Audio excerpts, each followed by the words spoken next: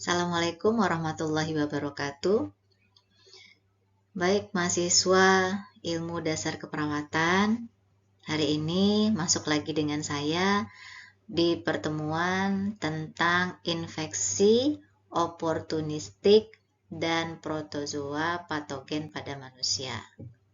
Ya. Nah, hasil belajar nantinya setelah mengikuti mata pelajaran ini mahasiswa itu mampu ya menjelaskan infeksi oportunistik, kemudian menganalisis protozoa patogen gitu ya.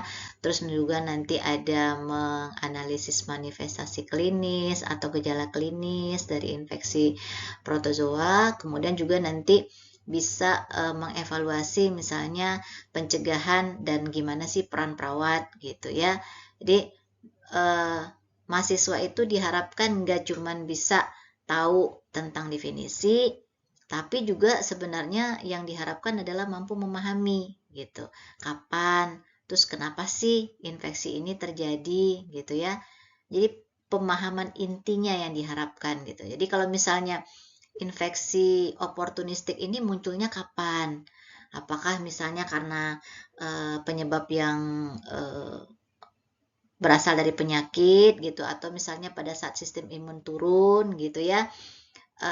Jadi itu sebenarnya yang diharapkan. Supaya apa? Supaya nanti aplikatifnya mahasiswa bisa tahu nih. Misal pada pasien infeksi oportunistik kan biasa pada pasien misalnya pada HIV AIDS. Nah, itu bisa rentan kalau dia terkena infeksi ini dan nanti bisa menjadi berat infeksinya gitu. Terus kalau misalnya pada pasien yang sistem imunnya rendah, misalnya kayak pasien-pasien kemo gitu ya, nah dia jadi mudah terinfeksi gitu. Jadi nantinya kalau sudah belajar ini, saya berharap mahasiswa itu bisa mengidentifikasi pasien-pasien yang beresiko tinggi gitu. Kenapa sih dia bisa rentan infeksi gitu ya? Kan penasaran ya, kok bisa ya dia jadi infeksi gitu. Kemudian gimana ya hubungannya dengan imunitas pasiennya gitu. Jenis infeksinya yang mana gitu. Apalagi nanti kalau sudah belajar tentang protozoa patogen ya.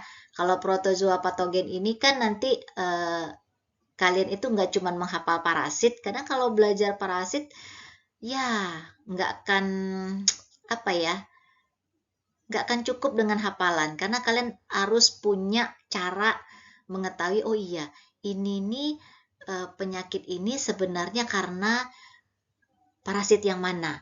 Misal gitu, oh diare. Diarenya diare seperti apa? Oh kalau diare misalnya diarenya berlemak, oh berarti ini kemungkinan karena amuba gitu. Yang mana?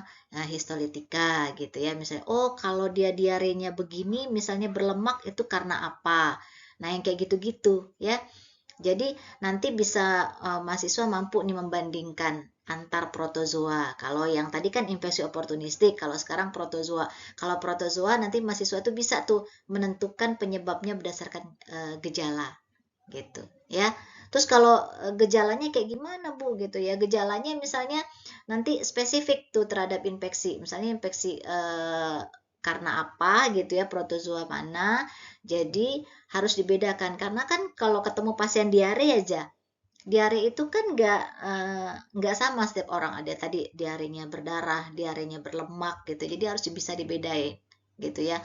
Kalau misalnya karena amuba, diarenya seperti apa gitu ya.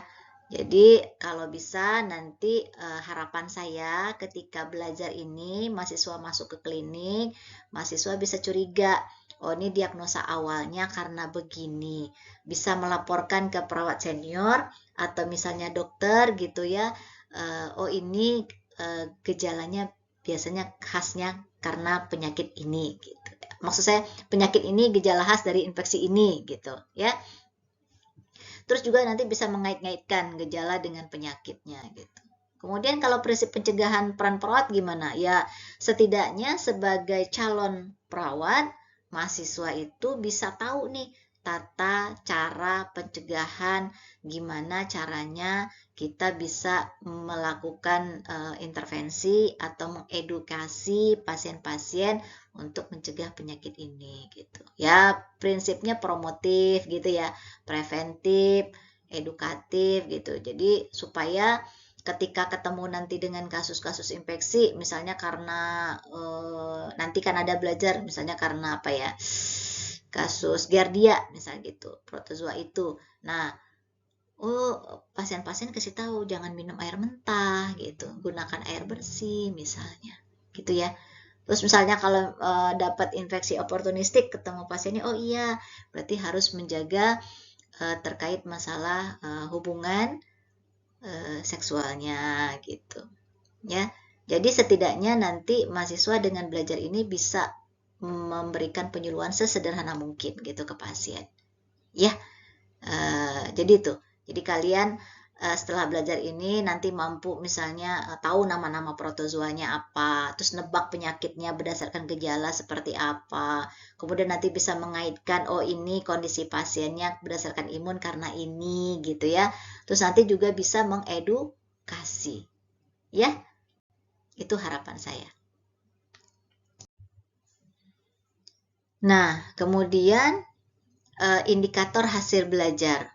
Mahasiswa itu dikatakan mencapai pembelajaran jika mampu, gitu ya. Nah, ini saya perlu garis bawahi. Sebenarnya bukan harapannya pengajar, bukan harapannya saya sebagai dosen, tapi harapannya di dalam capaian pembelajaran ini. Pada saat kalian belajar tentang infeksi oportunistik dan protozoa patogen pada manusia, gitu ya. Untuk indikator hasil belajarnya, mahasiswa dikatakan mencapai pembelajaran kalau mampu tentang misalnya bisa mengidentifikasi lebih dari 5 protozoa dengan benar. Terus apa lagi? Bisa menguraikan siklus hidup protozoa secara runtut gitu ya, secara runut. Terus bisa juga menganalisis kasus-kasus klinis nanti berdasarkan identifikasi dari gejala khas setiap infeksi. Ya, kemudian bisa mengaitkan dengan status imunnya gitu ya.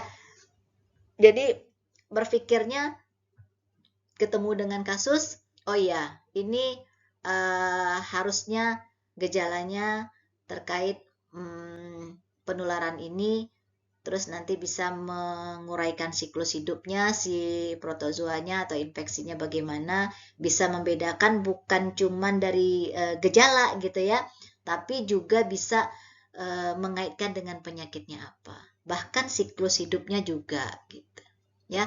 Karena apa? Alur nanti perjalanan parasit dalam tubuh itu kunci sebenarnya ya. Kalau kalian sudah tahu alur perjalanan parasit di dalam tubuh, ini kunci kalian memahami gejala setiap pasien ya, setiap pasien yang terinfeksi. Paham ya? Jadi nanti misalnya sekalian akan saya paparkan dengan masuknya patogen gitu ya, terus berkembang, kemudian nanti dia menyerang gitu, terus nanti sampai akhirnya gejala itu muncul diperlihatkan di keluhan pasien ya. Itu terkait indikator hasil belajar gitu ya.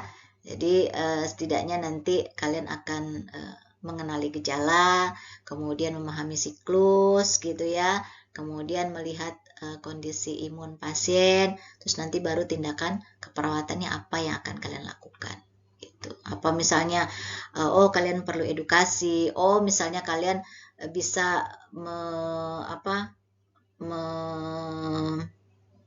menjawab kasus misalnya, oh ini kasus kalau begini nih dia termasuk protozoa mana gitu ya. Terus nanti ketika ketemu pasien kalian bisa mengaitkan dengan teori. Sebenarnya itu ya indikator hasil belajarnya. Nah, lanjut ya. Jadi dalam pembelajaran terkait infeksi oportunistik dan protozoa patogen pada manusia ini, ranah pembelajarnya tetap kognitif, psikomotor, dan afektif. Ya, tetap ini.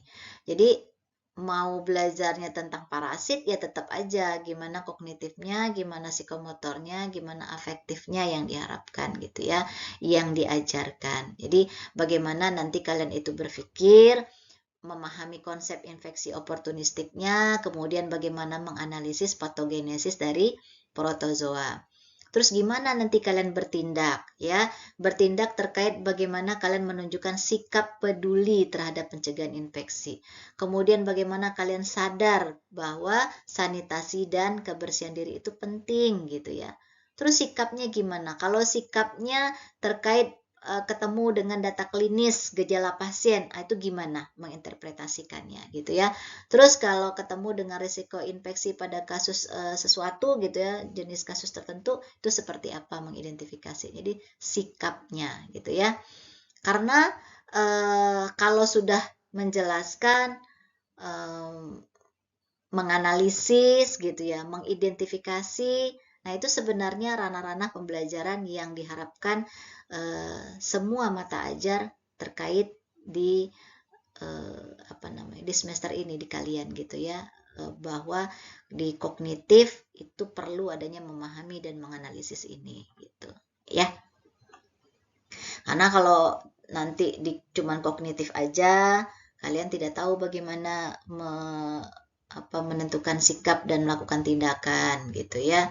Jadi nanti nggak peduli lagi dengan pasien-pasien infeksi atau protozoa. Karena gimana pun kalian tahu, kalian paham, tapi kalau kalian tidak bisa melakukan kan percuma. Tapi kalau kalian tahu, kalian paham, terus kalian bisa melakukan, terus cuek aja acuh itu juga nggak bagus. Jadi memang harus tiga-tiganya. Ketika kalian tahu, kalian paham tentang infeksi oportunistik dan protozoa ini, kalian juga bisa melakukannya ketika nanti ketemu dengan apa namanya tuh tentang gejala gitu ya, lihat terus kemudian kalian harus melakukan bersikap seperti apa gitu ya. Bisa melakukannya kemudian dan bersikap sebagai seorang perawat yang baik itu seperti apa gitu nantinya gitu ya. Terus gimana gitu ya, terus gimana terkait keterkaitannya dengan praktik keperawatan. Nah, kalau dengan praktik keperawatan, mahasiswa diharapkan mampu mengidentifikasi risiko infeksi pada pasien imunokompromis gitu ya. Jadi ini gimana maksudnya? Jadi kalian sebagai calon perawat itu harus mampu mengenali ya pasien-pasien yang rentan terkena infeksi. Baik itu infeksi karena protozoa ataupun infeksi oportunistik. Sebelum apa? Sebelum terjadinya komplikasi. Ya. Misalnya siapa? Yang pasien-pasien dengan imun rendah. Misalnya pada pasien yang tadi di awal HIV/AIDS misalnya gitu ya, pasien yang kemoterapi, atau misalnya pada pasien yang lansia gitu kan. Nah, ketemu nih pasien HIV datang masuk rawat inap misalnya gitu ya. Terus kalian harus apa? Kalau yang namanya imun rendah ya kan, terus dia kena HIV/AIDS, kan dia beresiko terjadinya penyakit yang lain, misalnya karena protozoa resiko tosoplasma gitu ya. Nah, jadi harus waspada kalau pasien tosoplasma harus waspada gejala apa. Nah, kayak gitu-gitu tuh. Gitu ya. Jadi kalian sudah bisa mengidentifikasi risiko infeksi seperti apa. Ya. Kayak misalnya gini, kalian sudah harus tahu terjadi perubahan-perubahan kondisi itu supaya bisa melaporkan ke perawat senior ataupun ke dokter gitu ya. Jadi harus peka. Kemudian apalagi nih kalau dengan praktik keperawatan, memberikan edukasi pencegahan infeksi. Nah, gitu ya. Kalau pencegahan infeksi itu seperti apa? Ya. Jadi kayak kita tuh berperan sebagai edukator gitu. Edukator utama untuk mencegah penyakit. Ya, contohnya misalnya pada kasus ini Giardia tadi saya sudah sampaikan di awal ya. Kalau Giardia tuh misalnya edukasinya minum air matang, nggak boleh air mentah gitu ya. Terus misalnya pada pasien-pasien dengan infeksi protozoa yang lain, nanti kita akan bahas lebih lanjut ya. Lanjut lagi, berpartisipasi dalam pengendalian infeksi di layanan kesehatan. Jadi maksudnya gimana nih? Kalian bisa memutus rantai penularan itu nanti di rumah sakit. Jadi setidaknya jangan sampai kalian ketemu dengan pasien infeksi, dia menularkan atau tertular oleh fasilitas layanan kesehatan, gitu ya. Contohnya kayak gimana? Contohnya ini seperti cuci tangan, ya enggak? Atau menggunakan APD, ya, alat pelindung diri, menjaga kebersihan lingkungan, nah kayak gitu-gitu, ya. Ya palingan kalian arahnya ke terkait identifikasi, memberikan edukasi dan berpartisipasi dalam pengendalian infeksi, gitu ya. Supaya apa sih? Supaya bisa ngontrol, cegah penularannya. Oke? Nah ini ya ada metode evaluasinya loh ya. Kalian nanti ada pretest, ada post-test gitu ya. Kan pretestnya udah nih ya, tadi sebelumnya ada kuis gitu. Terus ntar lagi ada post-testnya, jadi siap-siap ya. Kemudian bisa juga kalian nanti ada diskusi kasus, terus kuis. Kuis ini ya tadi ya pretest dan post-test. Atau bisa jadi kuis itu nanti saya masukin di dalam post-testnya boleh. Atau kuis itu sudah termasuk dalam pretest dan post-test. Kemudian ada penugasan individu, gitu ya. Nah, ini indikator evaluasinya. Jadi nanti setelah saya kasih kuis, ada penugasan individu, setidaknya 75% lebih soal itu kalian jawab dengan benar. Ya, kemudian kalian akan menjelaskan siklus hidup protozoa tanpa kesalahan dan bisa menganalisis kasus sederhana infeksi yang diberikan. Gitu. Ya, ini indikatornya. Jadi kalian sudah bisa siap-siap. Oh ya, nanti kalau belajar tentang infeksi oportunistik, kemudian protozoa patogen, nanti kami akan dikasih pretest, kami akan diberikan post-test. Kemudian kami akan dikasih soal penugasan individu terkait masalah siklus hidup protozoa. Dan ketika dikasih kasus sederhana tentang infeksi, bisa menganalisisnya. Oke ya? Siap, ini slide pertama tentang infeksi oportunistik. Ya, jadi infeksi oportunistik itu ingat kalimat saya di awal tadi. Saya berharap kalian bukan menghafal ya, tapi kalian memahaminya. Bahwa infeksi oportunistik itu merupakan infeksi ya yang muncul saat sistem imun menurun, yaitu imunokompromis. Jadi infeksi yang memanfaatkan kesempatan ketika sistem imun tubuh kita lagi lemah. Itu dia namanya infeksi oportunistik. Kalau misalnya imun lagi normal gitu ya kuman kan bisa kita kendalikan. Tubuh bisa mengendalikan kuman itu. Tapi kalau imun itu sedang turun gitu ya, atau imun sedang tidak baik-baik saja, maka kuman yang sama bisa jadi berbahaya. Ya. Kenapa tuh kok bisa terjadi begitu gitu ya? Kenapa? Kan sistem imun itu merupakan tentara tubuh. Ya enggak? Kan kalian sudah belajar kemarin itu dengan saya metabolisme sel ya. Nah, itu kan akan belajar tentang tentara-tentara tubuh yang kita punya. Nah, jadi kalau kuat tentara tubuh kita, berarti kita bisa melawan infeksi. Tapi kalau lemah, gitu ya, kumannya bisa masuk bahkan berkembang. Terus kalau protozoa gimana? Nah, protozoa itu termasuk penyebab infeksi oportunistik. Jadi, gimana ya? Nanti akan saya jelaskan terkait masalah protozoa ya. Gimana jenis-jenisnya ya. Terus nanti siklusnya seperti apa akibatnya gitu. Jadi nanti akan ada slide tentang protozoa. Kalau yang infeksi oportunistik ini bisa berasal dari flora normal atau penyakit yang hidup, patogen hidup ya. artinya di dalam tubuh sendiri. Jadi infeksi oportunistik bisa berasal dari tubuh sendiri. Biasanya sih nggak berbahaya gitu ya kalau imunnya sedang baik-baik saja. Tapi kalau imunnya lagi turun akan menjadi patogen. Terus yang dari luar gimana? Dari luar ada juga ya, jadi patogen dari dalam tubuh dan juga patogen yang dari luar. Kalau dari luar misalnya air gitu ya, air mentah, kemudian masuk makan makanan yang sudah tercemar gitu ya. Nanti ujung-ujungnya ya protozoa lagi gitu ya, karena penyebab salah satu infeksi oportunistik adalah protozoa gitu. Oke ya.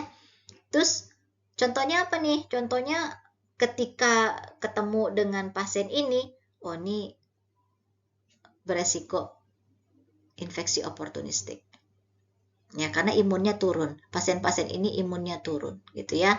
Contoh pasien dengan HIV/AIDS, tadi ya sudah saya sampaikan di awal, kanker, atau yang mendapat terapi imunosupresif.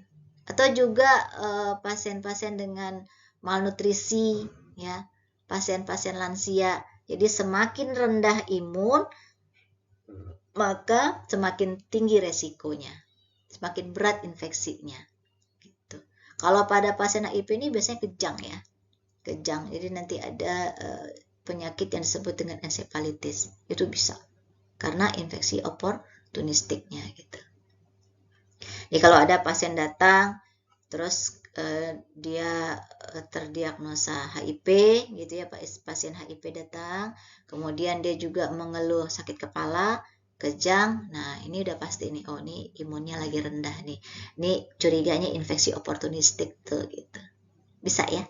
Jadi setidaknya kalian akan berpikir pasien HIV/AIDS, pasien kanker, pasien yang mendapatkan terapi imunosupresif, pasien lansia, atau misalnya pasien dengan malnutrisi, kalau dia masuk dengan gejala-gejala tertentu, sudah, ini infeksi oportunistik.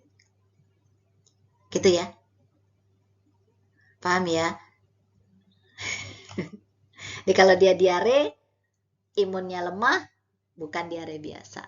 Kalau dia kejang, gitu ya, tapi terus dia HIV, nah itu pasti bukan cuma syaratnya, tapi infeksi oportunistik gitu.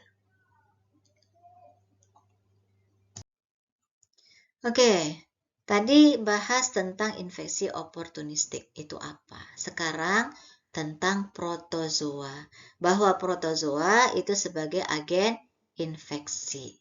Ya, protozoa itu merupakan organisme eukariotik uniseluler. Sebentar, saya mau ambil pulpen. Nah, ini ya, eukariotik uniseluler. Masih ingat tentang eukariotik? Kita belajar tentang sel, mutasi sel gitu ya. Kan ada prokariotik dengan eukariotik. Nah, ini protozoa adalah jenis eukariotik. Jadi dia punya inti sel. Jadi sebenarnya dia lebih kompleks daripada bakteri. Itu protozoa. Kalau uniseluler artinya apa? Hanya satu sel. Jadi dia bisa hidup secara mandiri. Itu. Ya. Jadi walaupun kecil gitu ya. Jadi protozoa ini punya sistem hidup yang lengkap. Ya, dia bisa makan, dia bisa bergerak, dia bisa berkembang biak sendirinya gitu. Ya. Nah, karena dia kompleks, ya kan? Jadi dia dapat berkembang biak di dalam tubuh manusia itu bertahan cukup lama.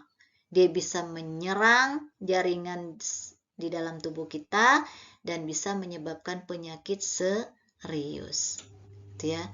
Jadi dia itu bisa berkembang biak di dalam tubuh itu, bahkan bisa masuk berkembang dan menyebar tuh keren ya gitu.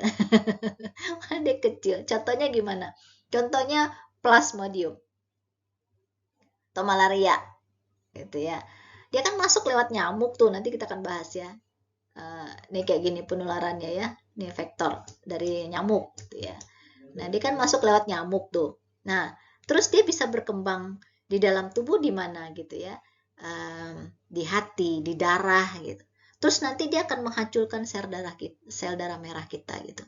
Udah gitu munculkan gejala karena sel darah merah kita hancur, ya otomatis tentara di dalam tubuh kita jadinya terserang, kita bisa jadi demam dan bahkan itu bisa berulang gitu. Ya. Terus dia juga menyebabkan infeksi lebih berat pada pasien imun lemah. Nah, ini kan tadi udah saya sampaikan di awal, kalau sudah imun lemah berarti pertahanan tubuh juga lemah. Jadi kalau imun kuat, infeksinya bisa ringan atau bahkan tidak bergejala gitu. Ya. Jadi kalau pada kasus-kasus tertentu sebenarnya protozoa ini sangat berbahaya pada pasien yang imunnya lemah. Itu aja kuncinya, ya. Jadi cara penularannya ya harusnya gitu ya, harusnya bisa dicegah di awal, kan dia terkait masalah fekal dan oral. Nih, air makanan kan bisa kita cegah.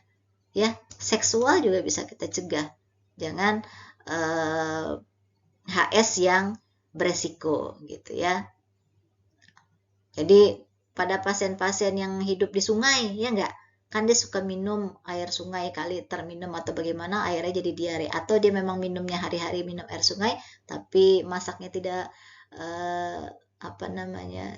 titik didih yang maksimal, ya sehingga akan menyebabkan infeksi pada saluran pencernaan gitu. Jadi pasiennya bisa diare. Ya ini curiganya nanti protozoa di usus gitu. Ya kalau misalnya vektor dari nyamuk gitu ya, kalau vektor dari nyamuk ya terkait masalah hewan perantara ya, dari nyamuk Anopheles. Itu apa? Protozoa Plasmodium. Ya, ada pasiennya pasien pasti demam gitu. Ya, jadi kalau cerita tentang protozoa sebagai agen infeksi, kalian harus tahu bagaimana cara masuknya, jenis penyakitnya apa. Kalau masuknya penularannya tentang air gitu ya, pastilah dia diare misalnya. Kalau dia nanti masuknya dari nyamuk, ya dari demam gitu. Oh, kalau misalnya masuknya melalui HS gitu ya, tentang seksual, ya berarti ada keluhan genital kayak gitu. Jadi kalau ketemu pasien ya dia mengeluh sesuatu, ya ini bisa jadi sarana untuk bertanya sebenarnya ya, anamnesa, untuk kita menegakkan diagnosis apakah ini karena protozoa ya sebagai agen infeksi. Ya biasanya nih pasien saya nih infeksi gitu ya, lihat dulu pasiennya, fekal oralnya. Oh, minum airnya dari mana? Bapak, Ibu minum airnya dari mana? Oh, dimasakkah gitu, masaknya seperti apa gitu. Oh, misalnya udah bagus nih semua tapi kok masih infeksi. Oh, tanya lagi terkait masalah vektor. Ibu di rumahnya lingkungannya seperti apa? Adakah digigit nyamuk, misalnya nyamuk apa gitu ya, atau ada misalnya wabah malaria di sana gitu. Terus kalau semuanya nggak ada tapi pasiennya terinfeksi, ya coba ke seksualnya, riwayat seksual beresiko nggak mereka gitu, bapak ibu ini gitu ya. Jadi ketika ada gejala ya, kemudian kalian akan cari calon pasien ini terkait masalah penularannya, dan nanti bisa menentukan diagnosis kemungkinannya itu apa gitu. Ngerti ya? Gampang. Karena kalau kalian cuma belajar tentang infeksi oportunistik dan protozoa tanpa kalian kaitkan dengan praktik keperawatan, ini nonsen gitu ya. Hanya hafalan yang menurut saya nggak bermanfaat sama sekali. Jadi nanti kalian akan berlatih terus terkait masalah kata kunci ini, dan juga ada kasus-kasus gitu ya. Supaya apa? Supaya kalian bisa memahami gimana sih sebenarnya ketika pasien infeksi, penularannya seperti apa, dan apa diagnosis yang harus ditegakkan gitu ya. Nah, lanjut lagi tentang klasifikasi. Kalau tadi definisi, sekarang klasifikasi. Kalau klasifikasi dari protozoa ini kalian coba lihat ya. Amuba, flagellata, ciliata, sporozoa. ini adalah klasifikasi dari protozoa. Kalau amuba ya itu apa ya, maksud saya jenisnya itu Entamoeba histolytica. Kalau flagellata itu ada Giardia lamblia, Trichomonas vaginalis. Kalau ciliata itu Balantidium coli. Sporozoa itu Toxoplasma gondii dan Plasmodium. Ya, kalau amuba itu lihat di tabel ini ya. Jadi di tabel ini coba lihat bahwa kelompok amuba itu cara geraknya kaki semu, penyakitnya disentri. Artinya apa? Bahwa amuba ini dia menyebabkan luka di usus, menyebabkan disentri.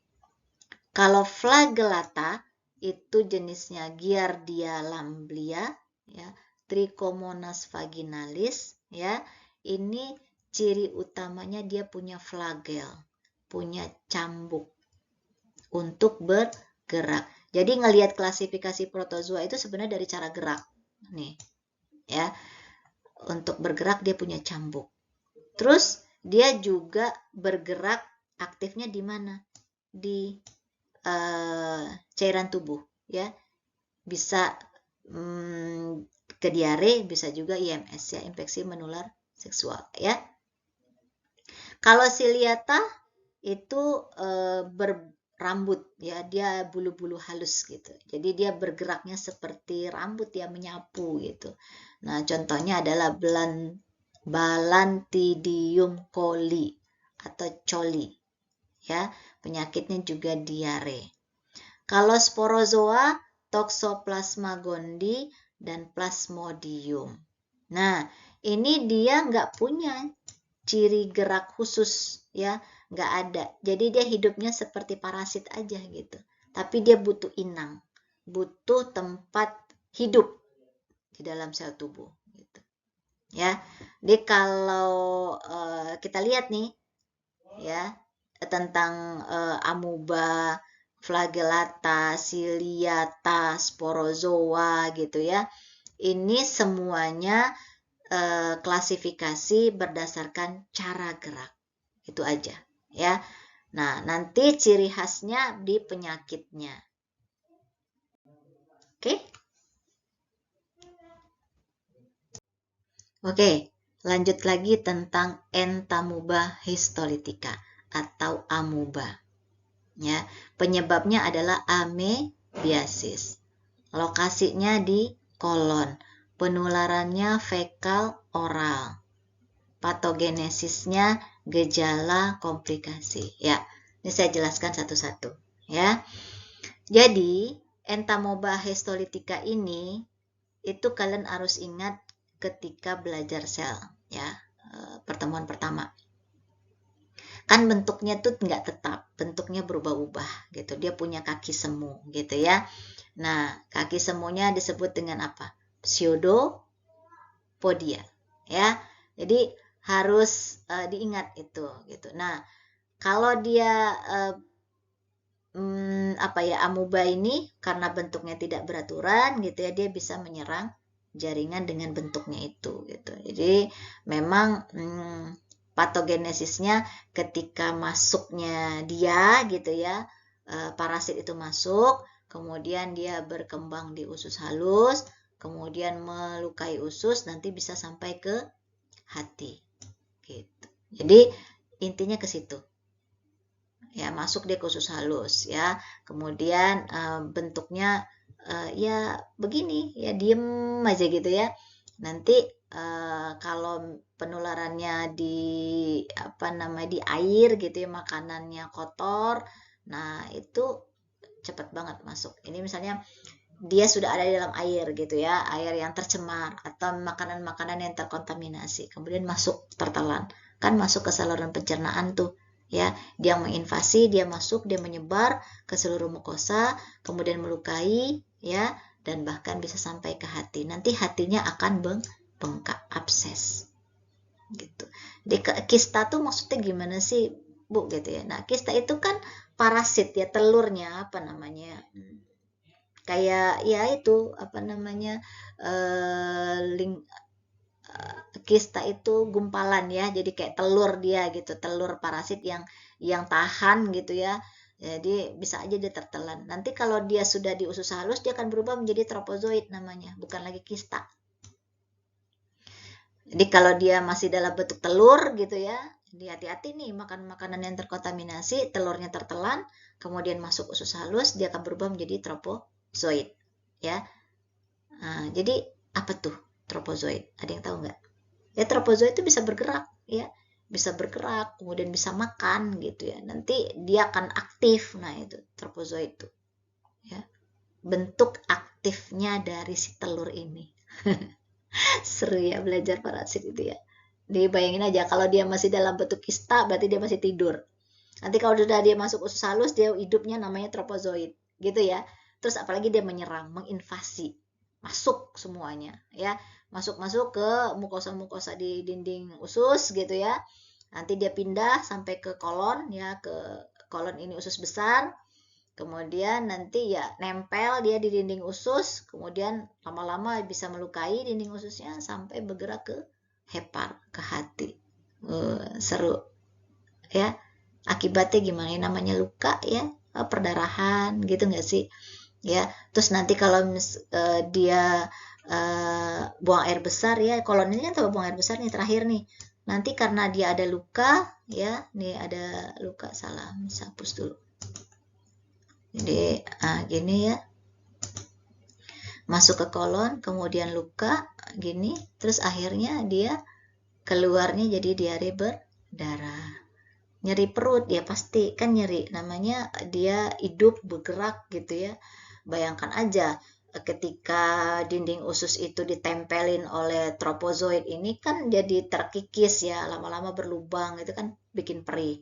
Nah, kalau dia bisa jalan masuk sampai ke hati bisa menyebabkan abses hati, hatinya jadi bernanah gitu. Kok bisa sampai ke hati, Bu? Ya bisa. Ini namanya parasit itu masukkan ke pembuluh darah gitu ya. Masuk ke lewat pembuluh darah ya sampai ke hati. Ya, kalau udah abses ya lama-lama banyak infeksi yang namanya tentara tubuh kita itu mempertahankan diri perang gitu ya kan banyak yang mati ya.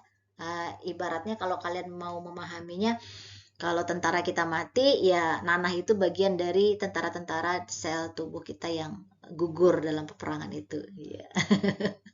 Gitulah ya lebih kurang gitu. Nyeri ya, demam itu kan gejala-gejala infeksi ya. Ada RCTDF ya, ada rubor ya, kalor itu kalian harus ingat terus ya. Tumor, kemudian dolor, jadi ada nyeri di situ gitu ya, ada nyeri, demam ya, kemudian hati juga bisa membesar itu tumor gitu ya. Dalam arti kata tumor yang bukan kalian berpikir penyakit sejenis tumor kanker atau bagaimana, ya memang jerawat aja itu kan infeksi ya, peradangan. Jadi kalau ada tanda-tanda peradangan, ingat aja saya sampaikan bahwa ada RCTDF ya, kemerahan ya, rubor, C-nya kalor ya. Apa tuh kalor? Panas ya. Kemudian T-nya tumor membesar. Kemudian dolor nyeri, F-nya fungsiolisa ya. Oke, jadi membayangkannya kalau amuba parasitnya jalan lewat darah gitu ya terus sampai ke hati bikin kantong nanah jadi abses gitu. Ya, terus patogenesisnya gimana ngapalinnya? Ya, dia masuk, kemudian ini lagi tidur, kemudian masuk, ya aktif dia, terus nempel, melukai, menyebar. Bisa ya? Bisa nggak ngapalnya? Bisa dong, ya. Jadi kalau misalnya pasiennya diare berdarah, oh iya diare berdarah, berarti ini karena parasitnya, gitu ya. Diare berdarah, parasitnya masuk, ya, kemudian ke usus halus, dia aktif, dia menginvasi, gitu ya. Kemudian dia melukai usus besar atau kolon, terjadi diare dan berdarah. Kalau nyeri perut ya namanya luka, ya kan? Itu tanda-tanda peradangan. Jadi ini pasti curiga amebiasis. Bisa nggak? Bisa. Jadi gunakan aja analogi cerita yang saya tadi gitu. Ya, kalau misalnya abses hati, kalian ketemu pasien nanti di ruangan abses hati, apa tuh ya abses hati? Udah, kalau ketemu begini nggak perlu nge-google. Oke, abses hati. Kata ibu kemarin belajar tentang amebiasis gitu, abses hati. Kan dari makanan yang tercemar atau air tercemar, kista tertelan gitu kan ya.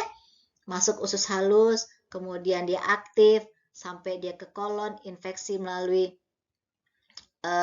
sel darah gitu ya, pembuluh darah, terus dia ke mukosa bahkan sampai ke hati, buat kantong nanah jadinya abses.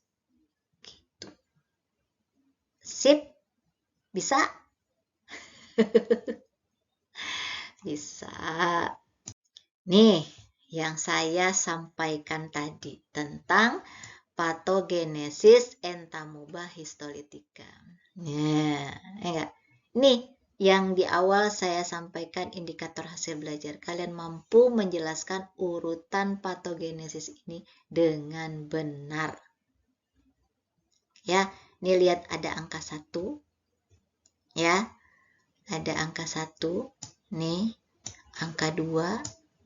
Ya, kemudian mana 3-nya? Ini, ya, 3, 4, 5. Paham ya? Ada A, B, C, D yang huruf kecil dan A, B, C, D yang huruf besar. Oke? Oke, pelan-pelan. Jadi cerita gambar ini sebenarnya buat kalian tahu bagaimana parasit itu masuk ke dalam tubuh. Kalau tadi kan saya membuat ilustrasi dengan kata-kata. Kalau sekarang ilustrasinya dengan gambar. Ya, gimana masuk ini ya? Pertama kali ini, gimana masuk ke dalam tubuh manusia, tertelannya seperti apa, kemudian jadinya bagaimana menularkan ke orang lain. Gitu, ya. Nih, pertama, kista, ya. Kis and tropozoid pass in feces. Ini masuk ya melalui apa? Air atau makanan yang tercemar gitu ya. Terlihat nih kan dalam bentuk yang bulat-bulat gitu ya, bulat kista telur-telur. Nah, masuk dari luar tubuh masuk ke dalam tubuh. Itu dalam bentuk infektif, masuk ke dalam tubuh. Melalui apa? Tadi melalui air kotor ya, melalui makanan yang terkontaminasi. Nah, dia lama tuh di dalam makanan yang terkontaminasi itu dia lama bertahan hidup. Kista itu, bayangin, lama di lingkungan itu sampai akhirnya dia tertelan oleh manusia. Itu awal infeksi. Makanya kita kan selalu bilang nih ke pasien atau ke anak-anak atau masyarakat gitu ketika mau makan cuci tangan dulu. Bener gak? Cuci tangan yang bener. 6 langkah gitu ya atau pakai sabun gitu. Karena apa? Untuk mencegah tertelan. Untuk mencegah tertelannya kista tadi. Dari tangan kita. Terus kalau dari makanannya gimana Bu? Tertelan. Nah itu, jadi makanannya memang harus benar-benar dijaga. Dari tangan aja cuci tangan pencegahannya tidak cukup kalau kita tidak menjaga jenis makanan yang kita makan. Ya, atau air yang kita minum. Kalau sudah tertelan, masuk ke dalam usus halus ya, kista tadi tuh nggak mati. Nggak mati dia di lambung. Ya, sampai dia ke usus halus. Kemudian dia berjalan sampai ke usus halus nih ya, sampai dia ke usus halus, tusep jalan gitu ya. Terus dia ngapain di sini di usus halus? Ngapain? Ya. Dia pecah. Ya. Kepecahnya yang disebut dengan tropozoid. Ya. Pecahnya menjadi tropozoid. Setelah dia pecah tropozoid, gimana? Aktif dong, jalan dia ke kolon. Tuh, jalan dia ke kolon nih, jalan ke kolon dia gitu. Jalan dia ke kolon, ya, berkembang biak di situ sampai dia menempel di situ. Ya sudah, jadi deh menginvasi mukosa ususnya. Ya yang tadi balik lagi ya, luka, perdarahan, jadi diare berdarah. Paham ya? Itu hanya ilustrasi di gambar aja. Terus penyebaran ke hati ya, penyebaran ke hati gimana? Yaitu melalui pembuluh darah yang saya bilang tadi. Oke? Aman? Terus begitu terus tuh siklusnya berulang terus sampai dia menginfeksi orang lain. Jadi masuk, kemudian aktif, menyerang, menyebar, keluar, menular lagi. Ya kan dia diare berdarah tuh, ya kan nanti terkontaminasi lagi dengan yang lain gitu. Sampai ke hati ya. Jadi pahami alurnya. Jangan cuma paham gambar, jangan ya. Masuknya dari mana, dia nanti pergi kemana, terus nanti menyebabkan apa gitu. Ya. Jadi saya ulang, parasit tadi masuk melalui makanan atau air yang terkontaminasi, ya enggak?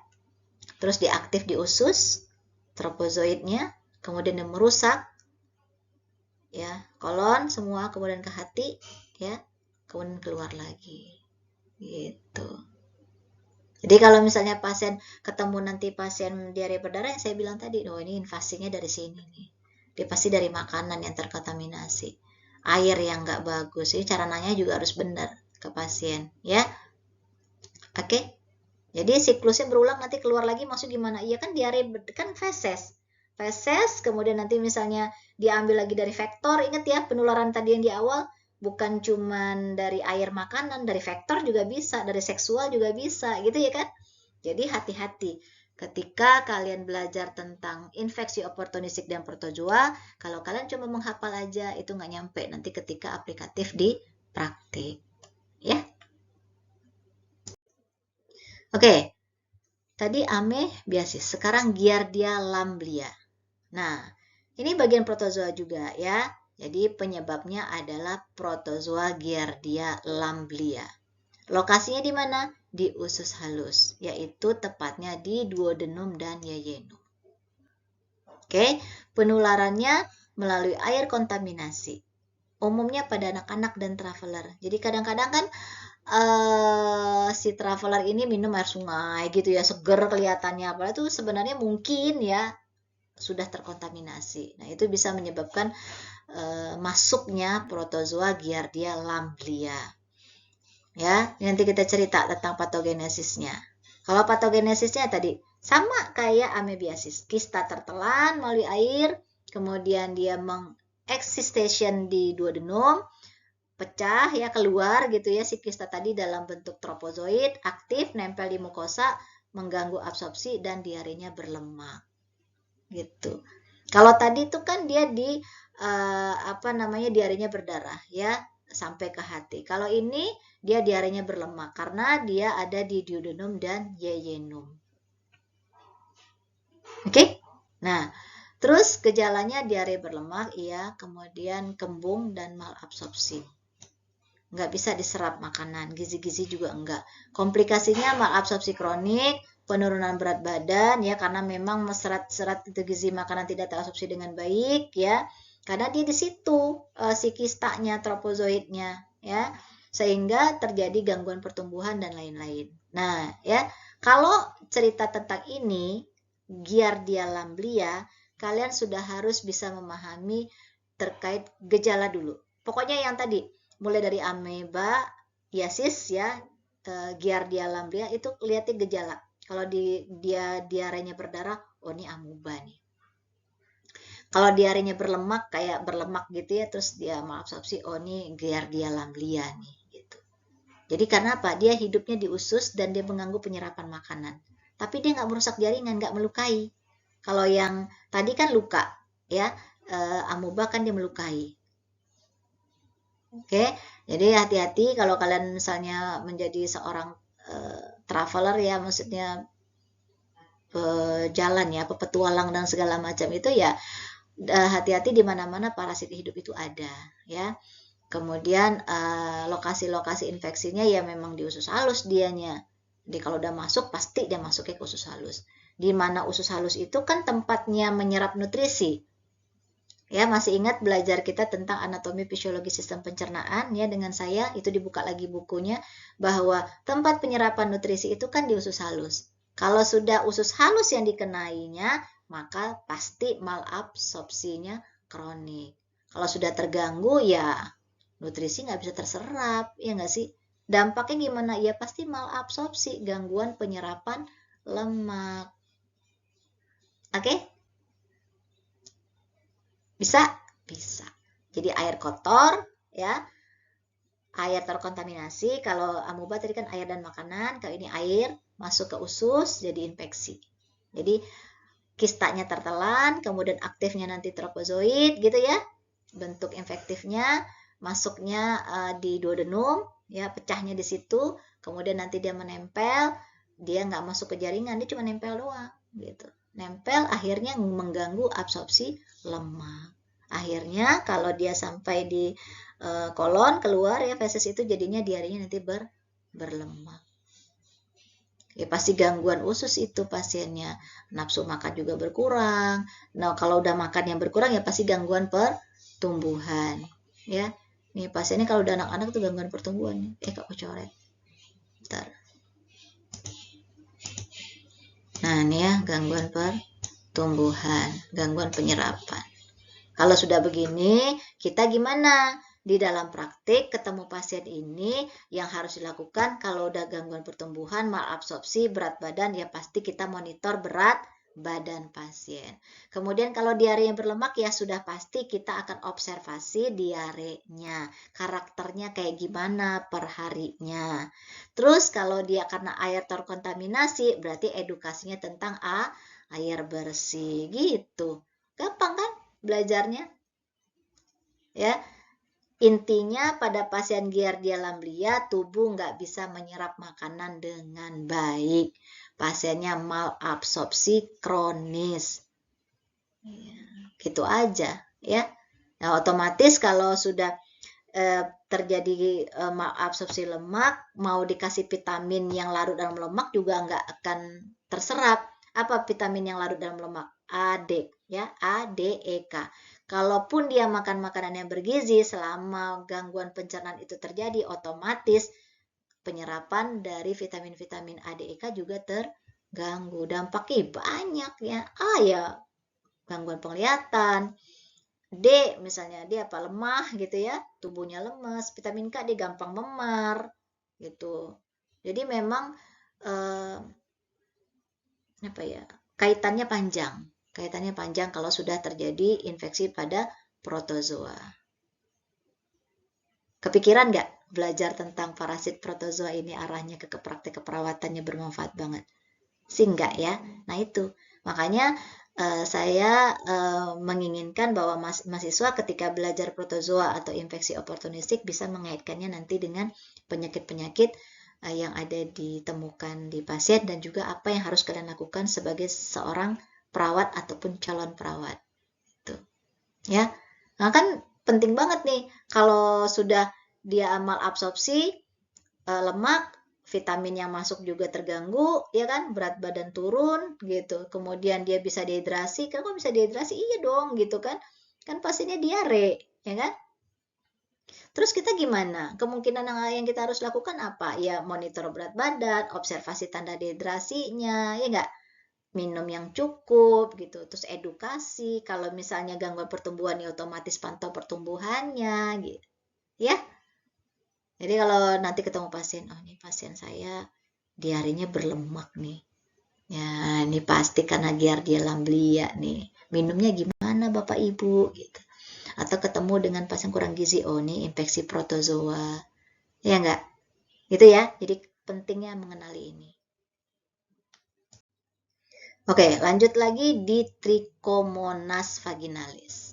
Nah, Trichomonas vaginalis ini penyebabnya trichomoniasis. Ya. Dia itu penyebab IMS, yaitu infeksi menular seksual. Lokasi di traktus urogenital. Penularannya sudah pasti HS. Jadi kalau saya sudah nyebut HS, maksudnya hubungan seksual ya, supaya nggak dipanjangin udah HS aja gitu ya. Kemudian patogenesisnya tidak ada fase kista. Penularannya langsung saat hubungan seksual atau HS. Hidupnya di traktus urogenital. Gejala kalau perempuan keputihan, kalau laki-laki seringnya tidak bergejala, yaitu disebut dengan asimptomatik. Komplikasinya nih coba panjang. Gitu ya. Intinya Trichomonas vaginalis itu bukan dari infeksi air dan makanan. Tidak seperti amuba dan lamblia. Ya. Kalau yang dua sebelumnya itu karena air atau makanan. Kalau ini bukan. Ini bukan infeksi dari air atau makanan, tapi kontak langsung saat HS. Ya. Jadi kalau ketemu satu pasien kira-kira tercurigai oleh kalian Trichomonas vaginalis, penyebabnya juga dibawa pasangannya. Jangan-jangan pasangannya juga ikut terinfeksi gitu. Ya. Di mana sih lokasinya? Lokasi parasit hidupnya itu di traktus urogenital. Kalau di perempuan di mana? Ya, traktus urogenital kan mulai dari vagina, serviks, ya enggak? Kalau laki-laki di mana? Di uretra, di prostat, ya. Jadi dia parasit itu hidupnya di saluran reproduksi atau saluran kemih, ya, urogenital. Otomatis yang namanya infeksi, balik lagi yang saya bilang tadi di awal, ada peradangan. Tapi kalau Trichomonas vaginalis ini nggak menyebar ke organ lain, nggak seperti protozoa tadi. Kalau protozoa yang dua tadi kan dia menyebar ke organ lain ya, kayak tadi kan ke hepar gitu ya. Nah kalau ini nggak, dia hanya di situ saja. Jadi penularannya itu kontak langsungnya di hubungan seksual. Misalnya kayak gimana sih HS yang beresiko itu? Contohnya gimana? Gitu ya. Ya, ketika pasiennya HS tanpa pengaman ya, atau HS dengan banyak pasangan, atau HS yang dia punya riwayat infeksi menular seksualnya gitu. Jadi kalau sudah ketemu dengan pasien yang punya gejala keputihannya berbusa, terus gatal, ya kalau laki-laki nggak kelihatan sih, tapi kebanyakan yang ini keluhannya pada wanita gitu ya. Oh ini udah khawatir kita adanya infeksi yang disebabkan oleh protozoa trichomoniasis. Gitu. Ya. Nih, jadi kalau patogenosisnya ya langsung aja masuk. Oke. Paham ya? Udah azan. Ya. Oke. Jadi kita lanjut setelah azan selesai, ya. Oke, selanjutnya adalah Balantidium coli. Balantidium coli ini penyebabnya zoonosis dari babi. Ya, disebabkan oleh protozoa Balantidium coli. Jadi dia ini termasuk zoonosis yang berasal dari hewan, terutama babi. Babi ini adalah sumber utama infeksi ya dari protozoa ini. Maksudnya dari pasien ya. Nah, dia lokasinya ada di kolon, di usus besar. Kalau cerita tentang babi, resiko yang paling utama tinggi itu ada pada pasien-pasien yang beternak babi atau karena lingkungan sanitasi yang buruk misalnya. Ya. Kenapa? Karena memang babi ini ya gitu. Gimana sih Bu gitu ya, karena dia kan peternak babi ya, dia dari kista, dari telurnya protozoa ini tertelan gitu ya, kemudian sama kayak tadi amuba tadi, dia akan aktif menjadi tropozoid di kolon, menginvasi dan disentri ya, mirip-mirip aja semua ya, cuma bedanya ya dia vektornya dari babi gitu penyebabnya, bukan dari air, makanan, nyamuk, bukan ke situ, atau daging mentah gitu ya. Bisa juga daging mentahnya ya karena makan daging mentah babi. Kalau ini beda, ini dari fekal orang, biasanya dari kotorannya gitu ya, yang tertelan oleh dan terkontaminasi ke makanan dan tertelan oleh kita dan menyebabkan peradangan pada usus sehingga diarenya bisa jadi berdarah ya, disentri. Oke, jadi kotoran si babi, kemudian itu terkontaminasi melalui makanan, kemudian masuk ya ke mulut dan menginfeksi. Jadi bentuknya infeksi, dia awalnya kista, kemudian nanti masuk di kolon, aktif menjadi tropozoid, ya berubah, kemudian dia menempel, menginvasi di mukosa, sama kayak amuba tadi ya, terjadi ulkus ya, melukai usus gitu. Oke ya. Jadi gejalanya ya udah pasti diare ya, namanya di kolon ya, kemudian bisa berdarah, dan pasti nyeri, namanya juga dia melukai ya. Dan kalau misalnya dia mau BAB, dia pengen BAB terus gitu ya, karena dia bagian dari infeksi gitu. Ada juga kadang-kadang di pasien itu bisa mual ya, ada juga yang tidak ya. Karena memang luka ini jenis Balantidium coli ini memang dia menyebabkan kram atau nyeri terus-menerus pada usus, sehingga dia ingin lagi BAB lagi, ingin BAB lagi gitu. Dan bisa jadi memang dinding ususnya bisa bolong gitu, bisa serius ya. Kalau sudah begini diare terus-menerus ya otomatis pasien bisa dehidrasi gitu. Nanti dehidrasi ya cairan gitu lagi. Aplikasi kita kalau di keperawatan gimana? Ya tadi kita pengkajian ya. Nanti kan akan kita bahas selanjutnya tuh bagaimana penata laksanaan di keperawatan. Yang mulai dari pengkajian, penegakan diagnosa, intervensi, sampai nanti mengevaluasinya seperti apa. Ya, kalau misal diare terus-menerus ya otomatis kan dehidrasi, pantau cairannya. Kemudian kalau misalnya diarenya berdarah ya dilihat gitu, dimonitor perdarahannya di feses seperti apa.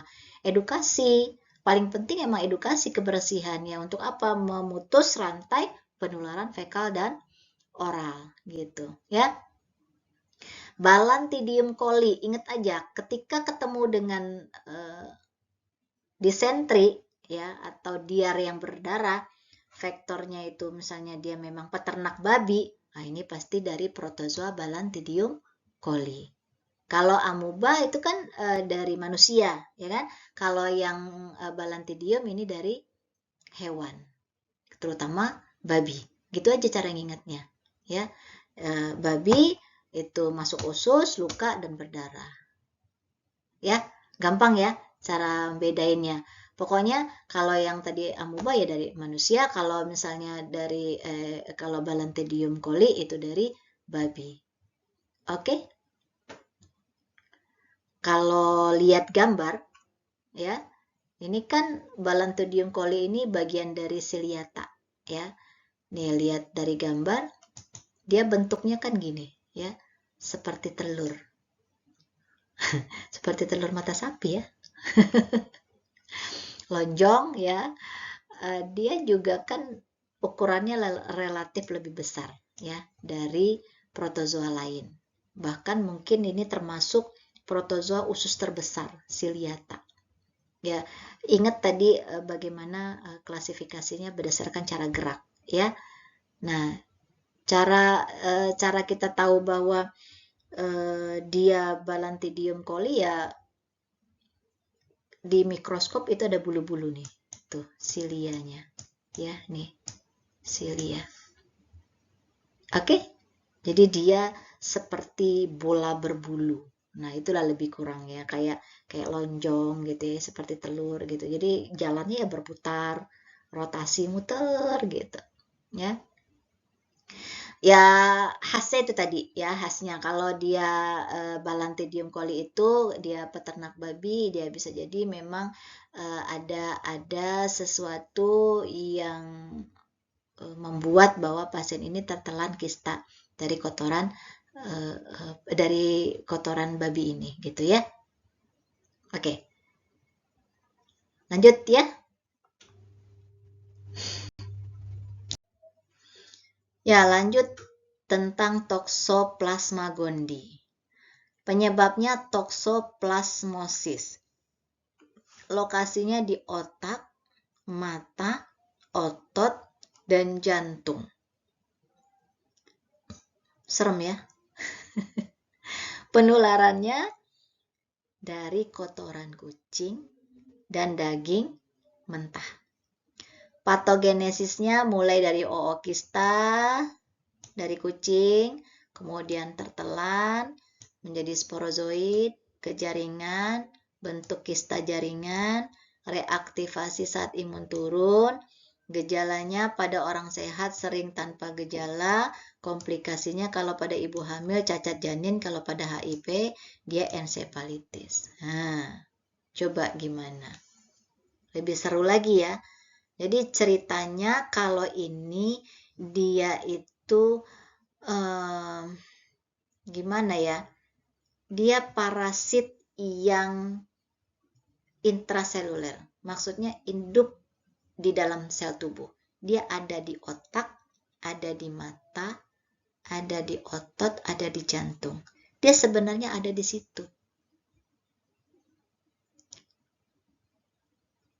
Dia parasit yang sudah ada di dalam sel tubuh.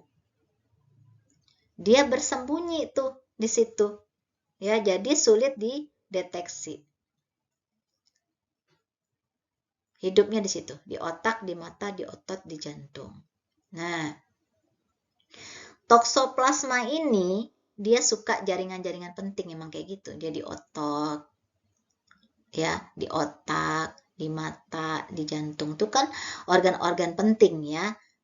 Ya, bisa aja nanti gejalanya tuh ya kaitannya dengan persarapan, kejang, sakit kepala, atau bisa juga gangguan penglihatan. Nah, sebenarnya cara penularannya dia kan sudah ada tokso itu memang di situ ya. Dia akan diaktifkan ketika ketemu dengan penularan ini, kotoran kucing, yaitu ookista. Atau kista jaringan dari siapa? Dari daging mentah. Ini yang biasa nih, yang seneng-seneng banget makan daging mentah. Aduh, tolong ya, saya nggak doyan loh itu ya. Tapi banyak kan orang yang doyan. Jangan gitu ya. Atau bisa juga cara lain, ada beberapa literatur yang mengatakan bahwa tokso ini juga berasal dari sayur atau air yang terkontaminasi. Tuh ya, makan makanan yang sayur-sayur mentah tuh yang udah terkontaminasi. Tapi yang paling utama toksoplasma ini dari kucing dan daging mentah.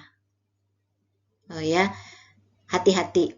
Jadi kalau sudah kotoran dari kucing itu tertelan, ya enggak, kemudian dia keluar dari usus, bentuk aktif awalnya. Kemudian menyebar ke seluruh tubuh, masuk darah ke organ. Paling ke situ. Nanti dia akan lama-lama rendem dari situ, diem di otak, di mata. Jadi bukan berarti dia itu apa ya, sudah ada dari ilahi gitu. Maksudnya memang dari kotoran kucing. Hati-hati misalnya ketika kita miara kucing ya, atau misalnya memang dari kotoran kucing itu yang tidak sengaja tertelan oleh kita melalui makanan atau misalnya daging mentah atau yang lain gitu ya, sayuran yang kurang bersih yang terkontaminasi sehingga dia masuk ke dalam tubuh kita ya, dan memang sudah ada di situ di otak, di mata, otot dan jantung. Akhirnya ketika imun kita turun ya, dia akan parasit ini bangkit, reaktivasi nih, reaktivasi masuk, terus dia nyebar, tuh dia tidur situ lama banget tidur. Nah, dia akan bangkit ketika imun turun. Jadi bisa aja kalau imun kita tidak turun, dia akan menetap seumur hidup dalam bentuk kista. Tapi ketika imun kita turun, maka akan terjadi yang disebut dengan gejala. Gejalanya gimana ya? Misalnya nyeri otot, ada pembesaran kelenjar gitu ya. Mungkin dia demam ya, mungkin ringan, ya kayak gitu-gitu deh, gitu ya. Jadi kalau prinsipnya semua protozoa, semua infeksi, kalau imun kita kuat, parasit bisa kita kontrol. Gitu. Ya. Karena apa? Kalau udah cerita tokso, karena dia sudah di otak, berarti nanti gejalanya adalah yang dikeluhkan gangguan saraf. Ya enggak? Kalau misal nanti di janin gitu ya, Ibu hamil cacat janin ada tokso, nah otomatis bisa jadi cacat di mana? Di otak, cacat di mata, gangguan mata, atau bahkan bisa jadi kematian gitu. Dan penularan melalui apa ya? Dari plasenta gitu ya. Janinnya jadi ikut terkena, bisa jadi penglihatannya gangguannya ya, gangguan penglihatan bisa jadi buta gitu ya. Makanya ketika ketemu dengan pasien diperiksa oleh dokter itu ada tokso, yang kita tanya pertama kali adalah gimana? Kontak dengan kucing. Punya riwayat nggak kontak dengan kucing sebelumnya? Terus punya riwayat nggak dia suka makan atau mengkonsumsi daging mentah? Terus bagaimana status imun pasien? Orang-orang yang punya tokso, ya, pasti 3 hal itu yang bisa kalian tanyakan. Kontak dengan kucing, makan daging mentah, ya. Kemudian yang ketiga imunnya bagaimana? Gitu. Jadi caranya pencegahannya gimana? Edukasinya ya paling kalian tinggal sampaikan edukasinya.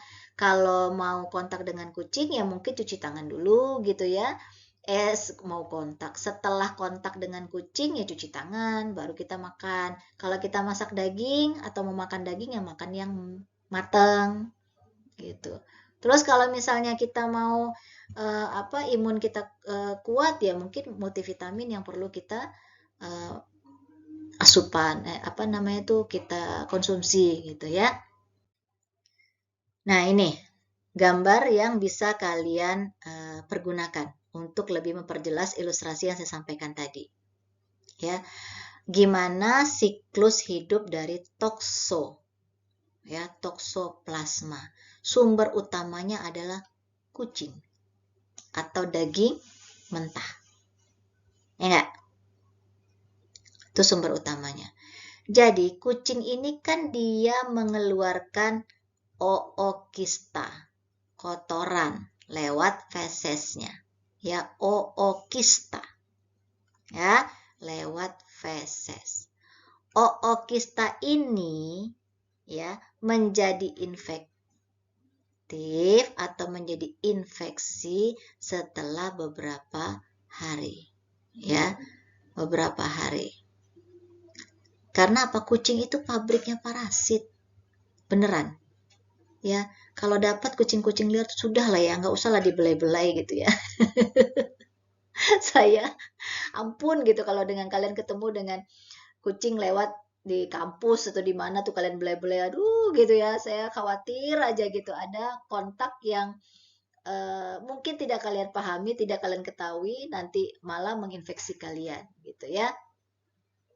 Karena memang itu lingkungan yang terkontaminasi, kayak tanah, air, makanan itu sesuatu, apalagi hewan-hewan yang seperti ini, gitu ya. Kalau dari daging mentah ya tadi ya, apakah misalnya makan daging sapi, daging kambing, daging babi gitu ya, kan banyak orang-orang sekarang yang makan-makan daging mentah gitu ya. Nah, dia tuh kan membentuk kista di daging itu, dia tertelan sama kita. Dan dia ingat saya bilang tadi di awal, dia lama hidup di organ-organ penting kita, di otak, di otot, di mata, di jantung. Coba bayangin. Seru kan? Oke. Dia membawa kista itu masuk ke dalam organ-organ penting kita. Ya, ingat, kontak dengan kotoran kucing dan juga makan daging mentah.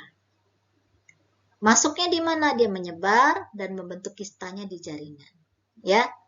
Jadi kucing, daging mentah gitu ya ke lingkungan, terus ke manusia, kemudian dia akan menjadi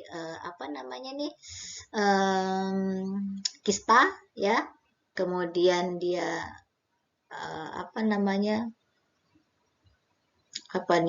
di makanan-makanan ini ya, dia menginfeksi ya, dimakan ini kan masuk nih, nih tadi ini kan gini nih modelnya nih itu ya, terus panahnya lihat ini dia masuk ya, makan gitu ya, kemudian dia aktif lagi ya enggak, jadi dia masuk misalnya pada ibu hamil, kemudian ibu hamilnya imunnya lemah ya, akhirnya gimana? Jadinya menginfeksi janin, menginfeksi fetus. Ya kayak gitu sih lebih kurang. Ya. Ini toksoplasma yang di jaringan hewan yang kita makan, ya kayak gini tampilannya kalau di penampang sel, ya. Ini yang paling utama itu adalah kucing, yang berikutnya adalah daging mentah yang tadi ini kayak makan ayam mentah, sapi, rusa, babi, kambing gitu ya. Aduh, tolong gitu ya. Ada tertelan. Kalau pada orang biasa parasit bisa dikontrol kayak tadi. Tapi kalau pada ibu hamil atau pada pasien yang dengan imun rendah itu dia akan reaktif.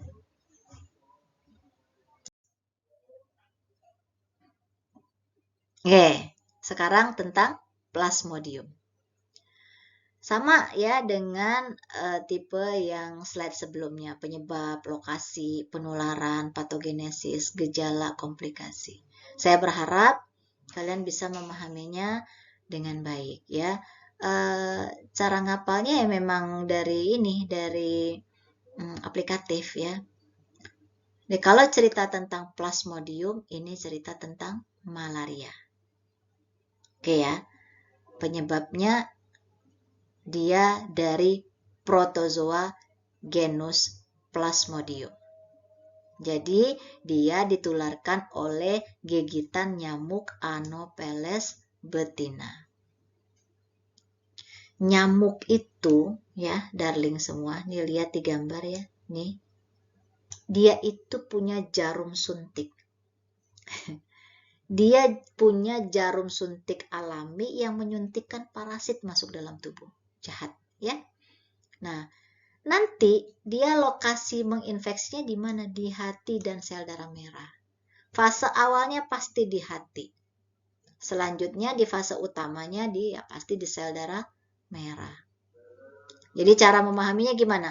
Dia di hati, tempat berkembang biaknya dari awal.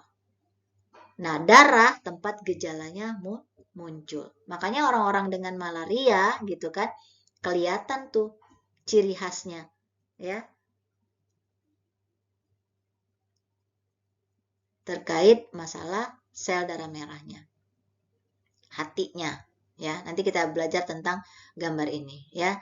Nah, kalau sudah gigitan nyamuk di malam hari, itu resiko malaria. Oke ya. Paham sampai sini ya? Nah, nyamuk, mana nyamuk? Nih. Nyamuk ini, dia yang pertama kali adalah mengapa? Menyuntikkan sporozoid. Ya, dia punya cara atau punya jarum suntik nih, patogenesis ya. Nyamuk itu dia memasukkan parasit ya, menyuntikkan parasit masuk ke darah. Nah, kemudian dia pergi ke hati. Disebut dengan fase hepatik. Masuk dia ke sel hati, kemudian dia berkembang menjadi apa yang disebut dengan skizon. Oke, sampai sini paham ya? Setelah dia menjadi skizon, ya, dia kenapa? Dia gimana lagi? Dia akan pecah dan keluar ke eritrosit, ya, ke merozoid. Masuklah ke darah yang disebut dengan siklus eritrositik. Oke, berkembang biak, pecah, melepaskan eritrosit baru atau parasit yang sudah baru. Jadi dia siklus eritrositik ini ya, dia eritrositnya pecah melepaskan parasit baru. Ini yang disebut dengan penyebab demam periodik. Jadi gigitan nyamuk ya masuk dia ke hati, ke darah, menghancurkan sel darah merah, terus demamnya berulang. Gitu. Ya.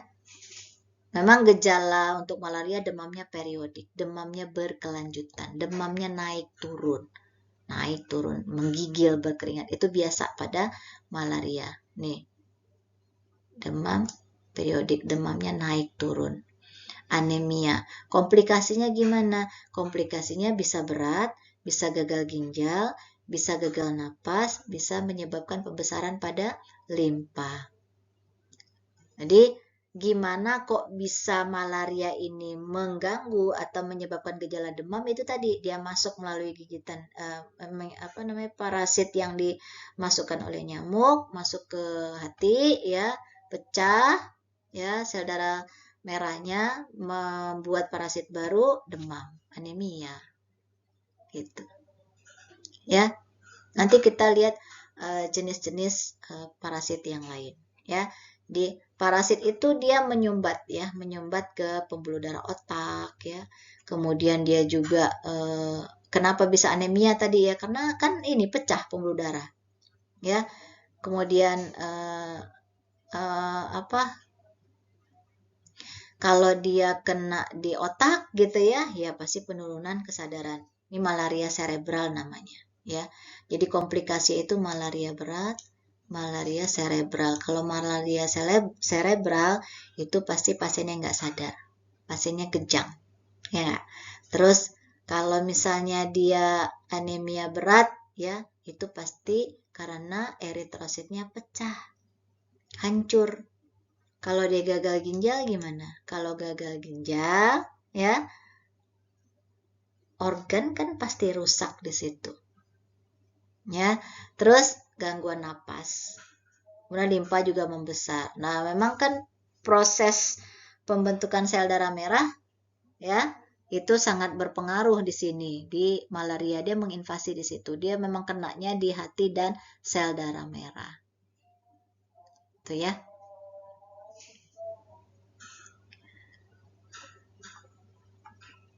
Saya sudah pelan-pelan menyampaikan bahwa siklus malaria ini menyebabkan manusia dan nyamuknya sebagai inangnya. Jadi ada dua ya.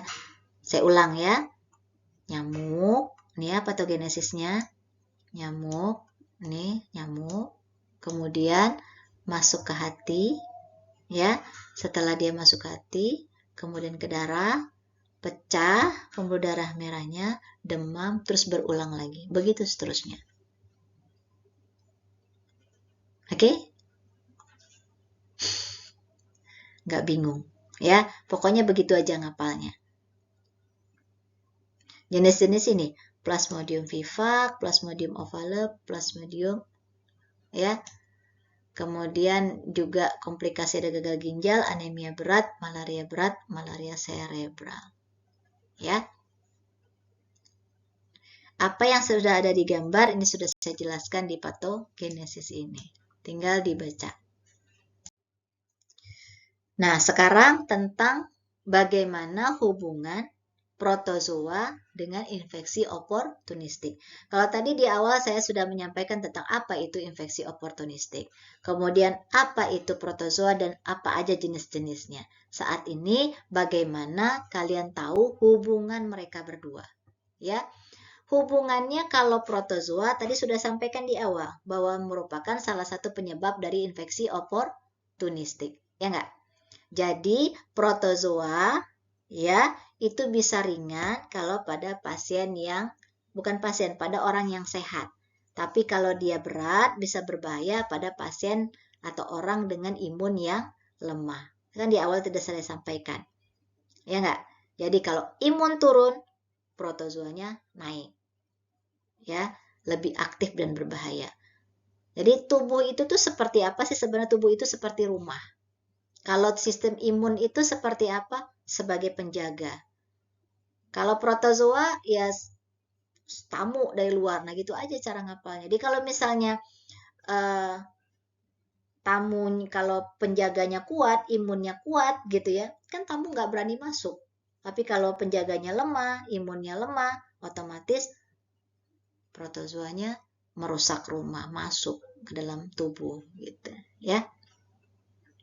Jadi kalau gimana protozoa itu bisa menjadi oportunistik? Tadi yang saya sudah sampaikan di awal, ya, bisa hidup di dalam tubuh dan bisa diam. Bisa hidup di dalam usus, di darah, di dalam sel, ya nggak sih? Kalau bisa diam, contoh kayak tokso, di lama tuh, ya, di organ-organ penting tadi, di mana di mata, di otak, ya, di otot, di jantung, ya. Jadi dia nanti akan aktif kalau nanti imun lemah, balik lagi ke situ. Ya, imun normal tanpa gejala, kalau imun rendah dengan gejala. Bahkan nanti bisa menjadi infeksi oportunistik yang lebih berbahaya. Ya, pokoknya kalian akan melihat bagaimana, oh ini karena protozoa, oh ini karena infeksi oportunistik yang disebabkan oleh jenis protozoa tertentu. Itu akan tahu ya. Jadi kalau ketemu dengan pasien HIV, tadi saya bilang HIV-nya plus kejang, kenapa tuh?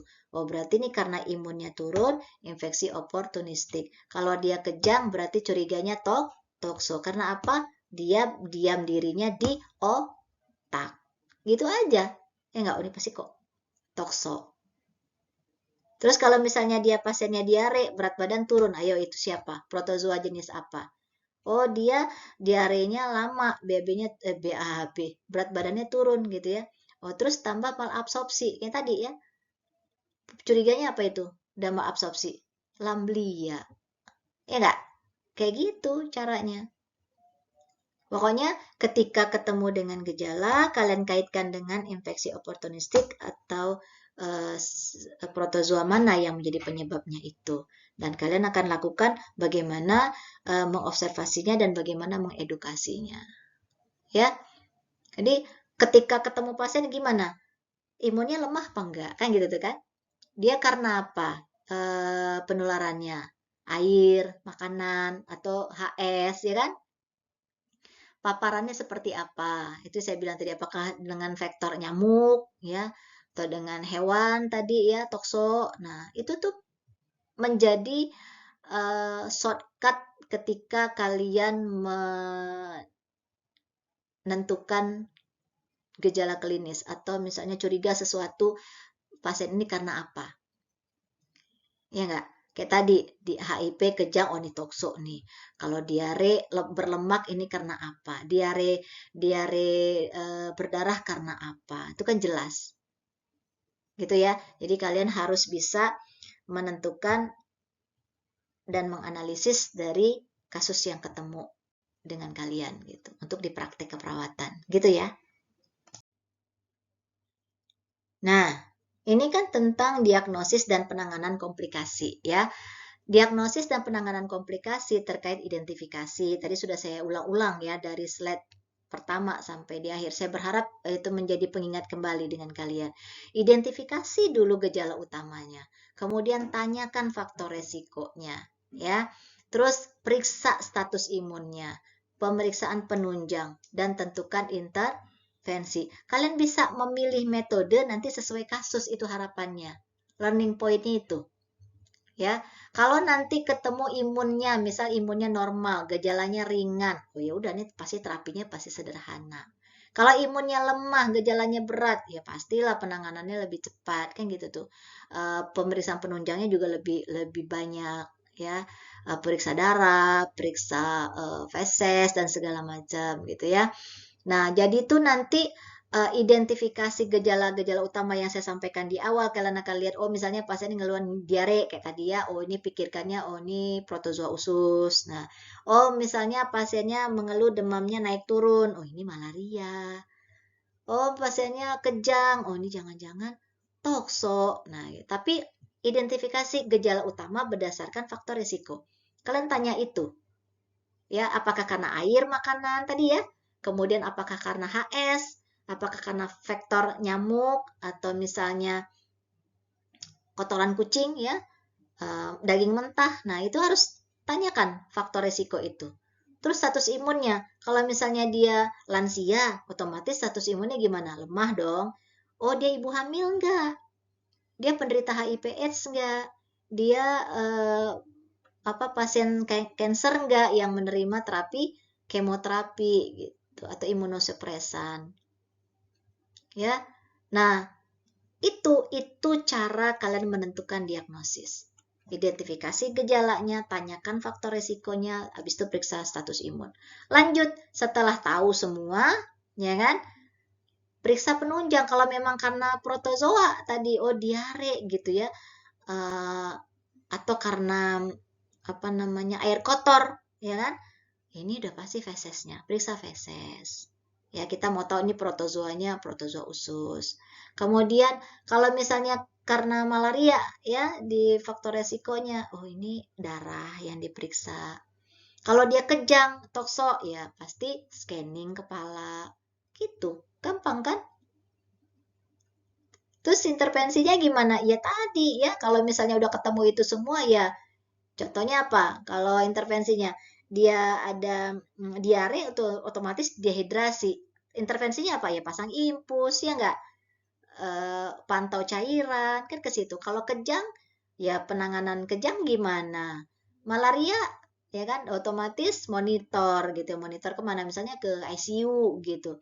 Oh kalau misalnya karena dia luka usus tadi ya, dia ada abses di hati, ya mungkin perforasi ususnya dan segala macam, mungkin operasi pembedahan. Jadi pokoknya eh, yang penting banget ketika kalian mau mendiagnosis atau penanganan komplikasi, langkah pertamanya tadi keluhan, identifikasi keluhan utama. Ya kan? Oh, misalnya kayak tadi nih ada lagi keluhannya keputihan. Keputihannya gatal. Itu apa ya? Oh iya. Nah, ya kan? Ini dari mana nih? HS sudah pasti dong, ya kan? Nah, terus faktor resikonya ya dicek. Faktornya mana? Es, air, kontaminasi, makanan gitu ya, atau misalnya dari kucing ya balik lagi ke situ lagi ceritanya. Terus status imunnya ya, status imunnya dicek.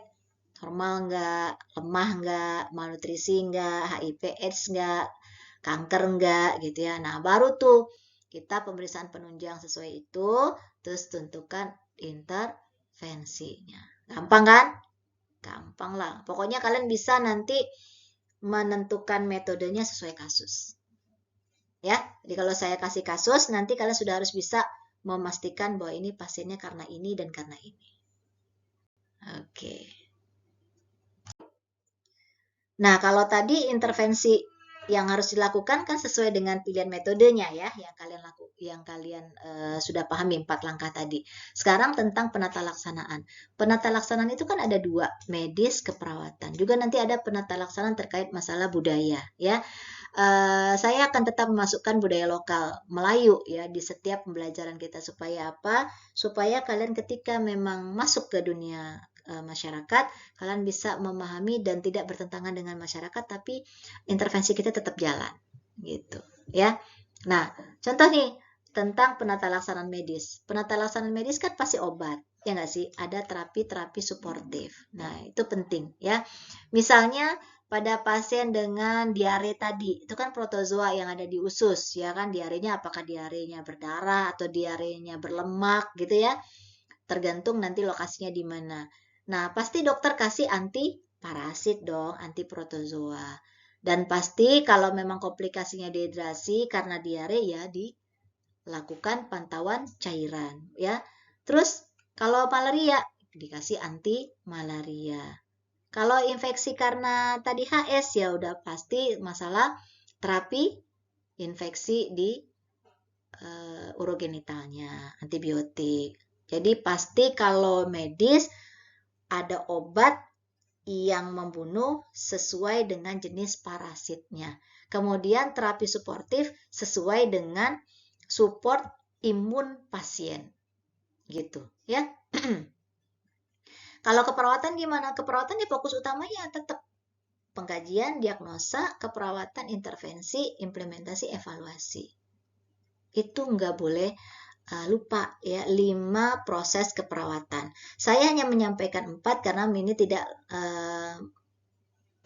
saya jelaskan implementasi, karena di implementasi itu kan nanti di praktek ya, terkait masalah teori ini cukup di pengkajian, diagnosis, intervensi, apa yang kalian intervensi dan bagaimana cara kalian menilainya nanti gitu. Ya pengkajian apa aja ya, mulai kayak tadi pengkajiannya, status nutrisinya, status hidrasinya, status imunnya ya. Kemudian diagnosa otomatis kalau tentang infeksi ya otomatis risiko infeksi. Kalau misal diare ya defisit cairannya begitu-begitu. Kalau malabsorpsi nutrisi ya ketidakseimbangan nutrisi dan sebagainya macamnya. Ya. Jadi kalau tentang medis gimana perbaikan terhadap pencegahan komplikasi. Tapi kalau untuk keperawatan, bagaimana kita bisa menjaga ini tetap stabil pasiennya dan juga bisa mencegah perburukan. Ya, saling collab medis dengan keperawatan. Nah, nih yang saya bilang tadi ya, tentang kearifan lokal. Kearifan lokal di budaya Melayu gitu ya, ada beberapa pasien nanti nanya ke kita tuh, nurse boleh nggak minum air rebusan daun tertentu gitu ya. Terus misalnya, oh saya nggak boleh nurse kalau infeksi itu makan telur atau makan ikan asin misalnya gitu ya. Atau ikan slice nggak boleh. Tuh kalau di Melayu kan gitu ikan slice ya. Atau misalnya pengobatan-pengobatan tradisional yang saya kalau infeksi harus minum larutan kunyit. Ya nggak? Larutan kunyit apa sih? Jamu kunyit gitu atau jahe gitu-gitu ya. Sebenarnya sikap kita harus gimana? Kita larangkah? Tidak ya. Kita tidak menolak, tapi kita mengarahkan. Karena apa? Budaya Melayu atau budaya kearifan lokal ini tetap harus terintegrasi dengan penata laksanaan medis maupun keperawatan yang kita lakukan ke pasien. Selama dia tidak membahayakan, ya, selama tidak menggantikan terapi medis itu boleh. Paham ya? Selama tidak membahayakan pasiennya, selama ini tidak menggantikan terapi medis, itu boleh. Karena kita harus menghormati budaya. Dan saya berharap setiap apa yang disampaikan oleh pasien kalian searching, buka. Apakah memang benar air rebusan, contoh misalnya air rebusan daun jambu untuk malaria misal gitu ya. Searching tuh, benar nggak ada evidence base-nya? Ada nggak penelitiannya? Kalau rasanya ada itu bisa menjadi dasar buat kalian mendukung kearifan lokal. Tapi kalau tidak ada, ya mungkin bisa dipikirkan kalian akan meliti itu nantinya gitu. Atau mungkin tidak terbaca oleh kalian ya. Silahkan saja itu dibenarkan selama dia tidak membahayakan pasien. Yang kedua, dia tidak bertentangan dengan terapi yang kita berikan. Bukan menggantikan, dengan adanya air rebusan ini sehingga pasiennya boleh tidak minum obat. Nggak boleh ya. Jadi misalnya kan diare, contoh diare. Diare itu kan ada obat yang diberikan dokter tuh, oralit contoh, ya kan? Nah, pasien boleh minum oralit, tapi boleh juga mau minum air rebusan herba, boleh.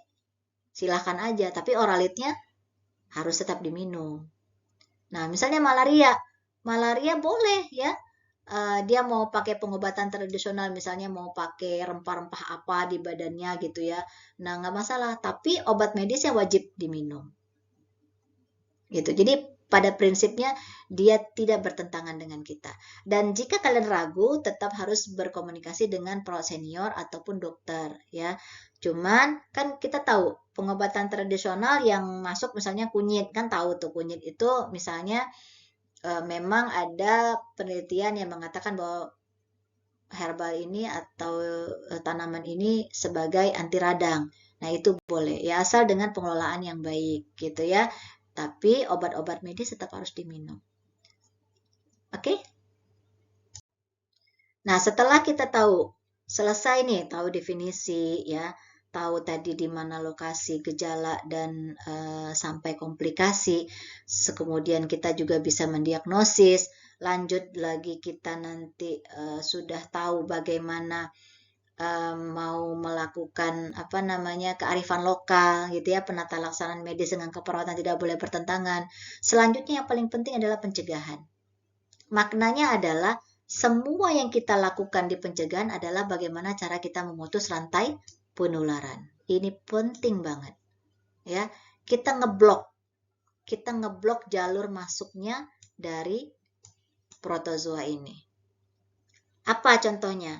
Yang tadi, faktor tadi air, makanan, ya, nyamuk, pakailah kelambu misalnya gitu ya, atau pakai bahan-bahan yang memang kecuali di daerah-daerah tertentu yang endemi dengan malaria ya, banyak tuh ya daerah mana gitu ya di Indonesia kan ada tuh.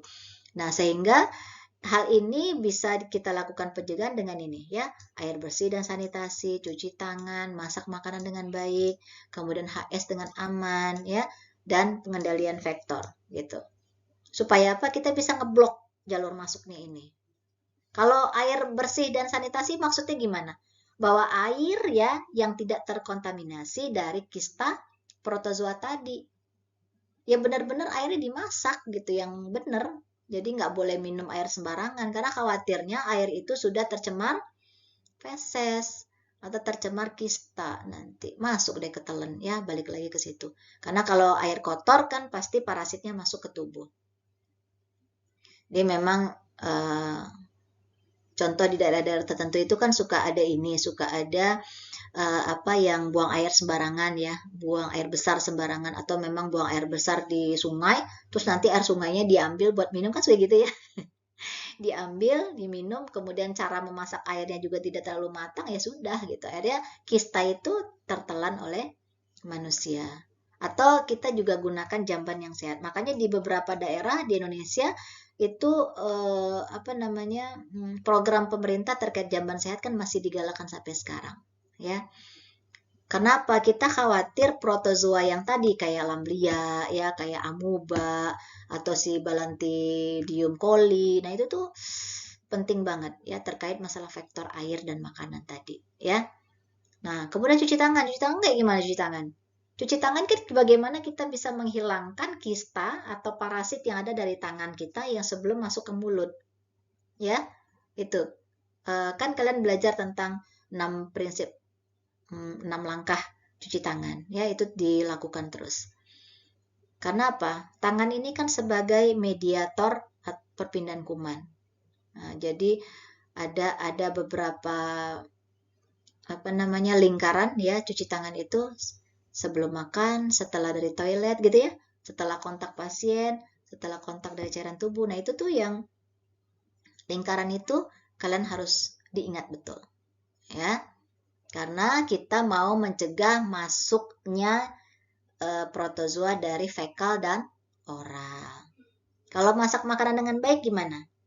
Ya otomatis membunuh parasit yang ada dalam makanan. Kalau mateng, panasnya maksimal gitu ya, itu kan bisa membunuh kista atau parasit. Jadi masak daging tuh dengan matang. Cuci sayur yang bersih gitu ya. Supaya apa? Supaya kita mencegah masuknya si tokso ataupun protozoa usus. Kalau HS aman gimana? Ya tadi, supaya kita mencegah penularan protozoa yang ada hubungannya dengan seksual. Ya. Oke.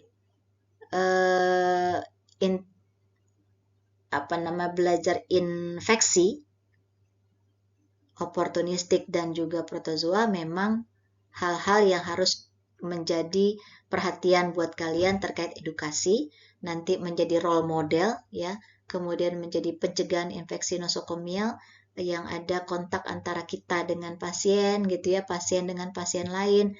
Nah, itu tuh harus tahu polanya masuk dari mana, cegahnya dari situ. Ya. Nah, ini sebagai kesimpulan, semua poin-poin yang saya sampaikan dari awal tadi ya, sampai di pencegahan itu sebenarnya strategi ya buat buat kalian memahami jalur penularan. Jadi tujuannya supaya apa? Supaya bisa memutus rantai infeksi ini. Karena dengan kalian belajar infeksi oportunistik dan protozoa patogen ini, saya berharap praktek keperawatan di kesehatan masyarakat itu menjadi lebih baik gitu, karena kita sudah melakukan pencegahan dan deteksi dini gitu ya.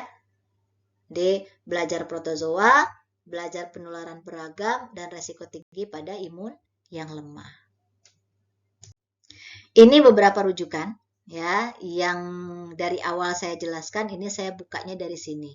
Silahkan saja kalian lengkapi literasi kalian dengan mengklik link-link rujukan yang sudah saya sematkan ya. Oke, slide terakhir ya. Ini cuman kata-kata pengingat aja ya, tidak ada hubungannya dengan infeksi oportunistik ya. Jangan menjadi buku yang belum selesai dibaca, sudah ditutup. Namun jadilah lembaran selanjutnya yang hilang ketika tahu peranmu tidak akan tertulis lagi. Asik. Ya, sudah. Itu saja dari saya. Cukup sekian. Semoga bermanfaat dan kalian bisa belajar dengan baik. Persiapan untuk masuk ke praktek klinik di rumah sakit. Assalamualaikum warahmatullahi wabarakatuh.